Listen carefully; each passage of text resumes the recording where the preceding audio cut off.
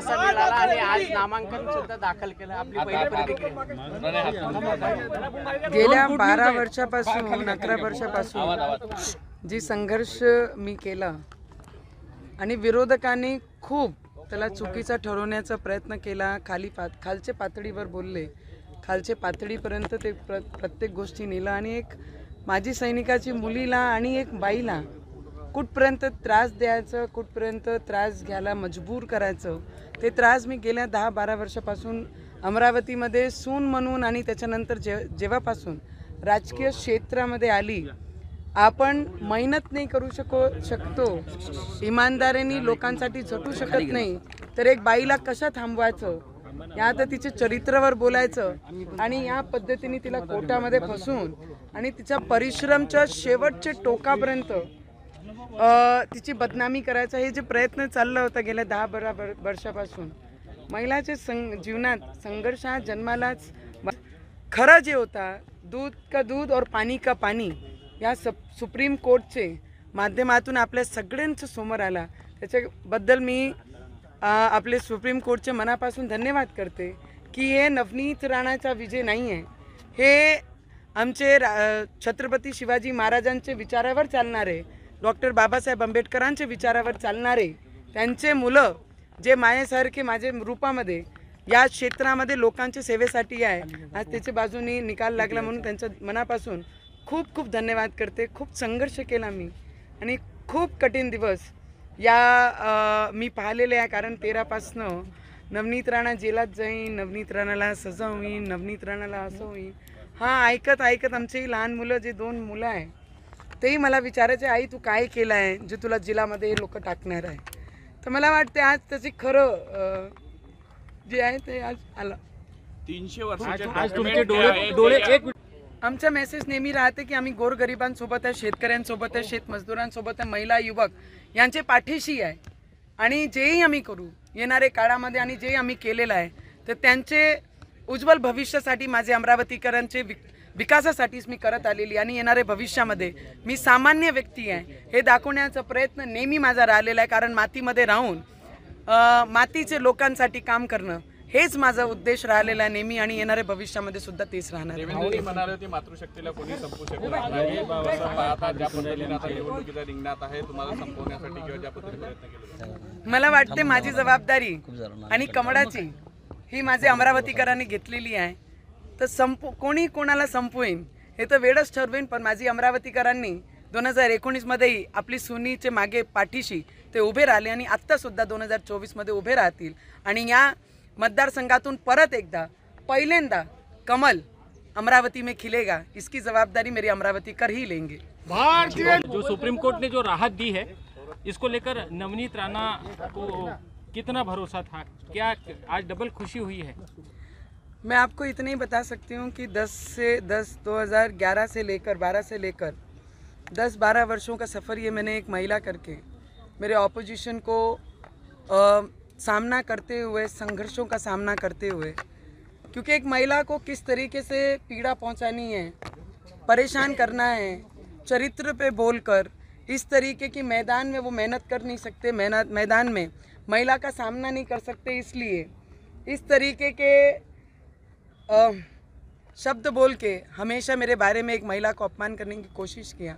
पर मेरे अमरावतीकरों ने मेरे पे विश्वास तब भी रखा था कि हमारी बहू, अमरावतीकर की बहू, ये सच्चाई की मार्ग पे चलती है, छत्रपति शिवाजी महाराज के विचारों पे चलने वाली है, डॉक्टर बाबा साहेब अम्बेडकर के विचारों पे चलने वाली है. वो विश्वास रख कर ही मुझे 2019 में as a member of parliament represent करने के लिए उन्होंने विश्वास दिलाया.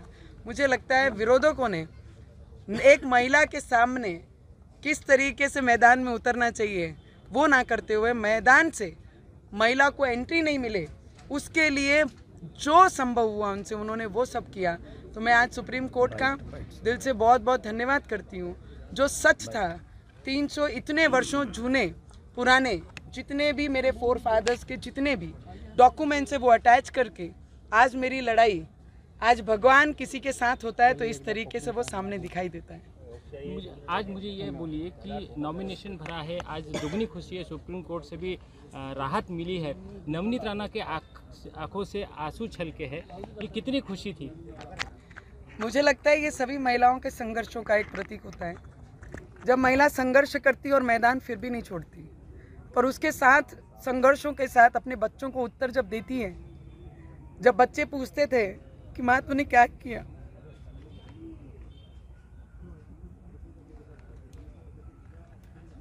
हर हर तो उस समय एक ही उत्तर निकलता था कि बेटा मैंने कुछ नहीं किया। ये सब क्यों बोलते हैं कि नवनीत राणा जेल में जाएगी, नवनीत राणा ये है। तब एक विषय लगता था कि अगर मैदान छोड़ दिया तो झूठ साबित होगा, मैदान में लड़ी नहीं तो मेरे विचारों का क्या होगा। और महिला जब मैदान में उतरती है तो अपने विचार, अपना चरित्र, अपना विश्वास लेके उतरती है, और वही लेके मैं स्ट्रॉन्ग से ये मैदान में खड़ी रही। और 2019 में मेरे अमरावती करों ने मेरा साथ दिया, मुझ पर विश्वास दिलाया और मुझे as a member of parliament represent करने के लिए पार्लियामेंट भेजा। और वही विश्वास से मैं आगे भी 5 साल लड़ी। और आज सुप्रीम कोर्ट ने जो निर्णय दिया वो दूध का दूध और पानी का पानी उन्होंने लाकर सबके सामने रख दिया। मैं सिर्फ उनके मेरे शब्दों में इतना ही कह सकती हूँ, एक माँ, एक बेटी, एक महिला जब मैदान में संघर्ष करती है तो इस तरीके के बहुत सारे अनुभव बहुत सारी महिलाओं को आते हैं। उद्धव ठाकरेने तुम्हाला जेलात टाकलं, 14 दिवस तुम्ही हनुमान चालीसा म्हणण्यासाठी तुम्हाला जेलात राहावं लागलं, त्याचं वाटते भक्तांना देव कशा आशीर्वाद देतील, भक्त त्याच्यासाठी आपली आस्था दाखवत नाही। भक्तांची आस्था आहे म्हणून ते विश्वास ठेवतात आणि त्याच विश्वासाने मी पुढे लढत गेली आणि देव जो खरा आहे त्याच्या पाठीशी असते। आज तो खऱ्या अर्थाने सगळ्यांसमोर दिसलेला आहे। रवीजींनी तोडीबाज म्हटलेलं आहे, काल मोठी रॅली निघाली होती प्रहारची, काय मी सगळ्यांना एवढंच म्हणते, माझ्यापेक्षा सगळे खूप सिनियर आहे आणि जेवढेही नेते माझ्यावर बोलतात मी फक्त तेवढीच विनंती कर सकते की एक महिलावर पातळी सोडून बोलू नका।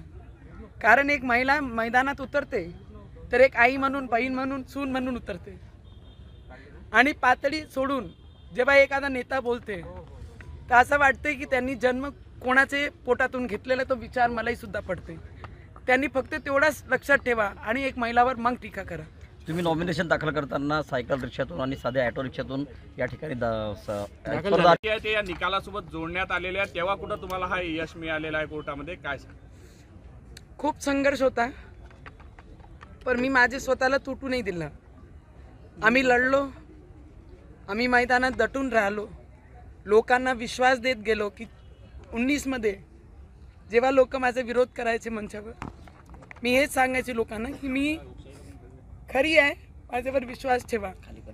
आणि त्यांनी विश्वास ठेवला आणि 2019 मध्ये मला खासदार केला। आज परत या मैदानात आहे आणि मी आज फॉर्म भरला।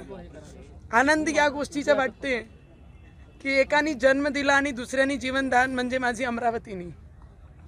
सगळे ऑपोजिशन चिल्लावत असताना सुद्धा माझी अमरावतीकरांनी एक सूनवर विश्वास ठेवला आणि त्या सुनीनी 5 वर्षाचे खासदार पूर्ण केले आणि दुसरे 5 वर्षीला आज फॉर्म भरायला आम्ही सगळे नेते आमचे भारतीय जनता पार्टीचे आज उपस्थित आहे, त्यांच्यासोबत मी फॉर्म भरलं। आनंद याच गोष्टीचा आहे, किती ऑपोजिशन ओरडले तरी माझा परिवार, माझा कुटुंब, माझे सासरवाडी म्हणजे अमरावती, त्यांनी माझ्यावर विश्वास ठेवला आणि आज अमरावतीकरांच्या विश्वासाची जिंक आहे, फक्त नवनीत राणाची नाही आहे। किती लाखांनी विजय होईल असा आपल्याला विश्वास आहे? कारण प्रकाश आंबेडकरांनी असं म्हटलं होतं का तुम्ही फ्रॉड आहात आणि तुम्ही जेलमध्ये जाणार। आता त्यांना उत्तर मिळालेलं आहे, ते संविधानाची नेहमी भाषा करतात, संविधानानं उत्तर मिळालं, काय सांगता? मी संविधान पाळणारी बाबासाहेब आंबेडकरांच्या विचारावर चालणारी लेकरू आहे आणि मला असं वाटतं कोणी काय म्हणाले, कोणी काय नाही म्हणाले, कारण गेल्या 10-12 वर्षापासून खूप काही सहन केलं। महिलांना थांबवायचं कसं, तर या पद्धतीने बदनामी करून त्यांच्या परिवारामध्ये, समाजामध्ये ते मान वरती करून जगले नाही पाहिजे, त्या पद्धतीने माझ्यासोबत माझ्या ऑपोजिशनचे काही लोकांनी केलं। म्हणते ना, देव ज्याच्या पाठीशी आहे त्याला काळजी करण्याची गरज नाही आणि देवाने हे उत्तर त्यांना दिलेलं आहे आणि जे खरं होतं ते आज सुप्रीम कोर्टच्या माध्यमातून बाहेर आलं आणि मी खूप मनापासून धन्यवाद आहे। मी स्वतःला तुटू दिला नाही, माझे रवीजींनी मला तुटू दिलं नाही, जे खरं आहे त्याच्यासाठी आपण लढू आणि कमजोर पडायचे नाही, याच विषयाने घेऊन मजबूतीने मी मैदानात उभी राहिली। तर मला कोणाला उत्तर द्यायची गरज पडली नाही, माझे अमरावतीकरांनी विश्वास देऊन 2019 मध्ये माझे पाठीशी उभे राहिले आणि मला खासदार केलं आणि आज परत मी या मैदानामध्ये आहे। तर ही सगळी जबाबदारी माझ्या अमरावतीकरांची आणि तेच जबाबदारी 2019 मध्ये घेतली होती आणि आज तर माझ्यासोबत मोदीजी आहेत, तर मला काही चिंता नाही आहे. तुमच्या अश्रूंना विरोधक अभिनेत्री आहे म्हणून तुम्ही रडून दाखवतात आणि त्यावरून भावनिक होतात अशा त्यांनी पद्धतीचा त्यांची आरोप आईला होतो. जेही म्हणतात, त्यांनी त्यांची आईला जन्म देताना बाळ कशी रडते, काय भावना असते, त्यांनी ते जाणून घ्या आणि मग माझ्यावर बोला. हिंदीमध्ये एक सांग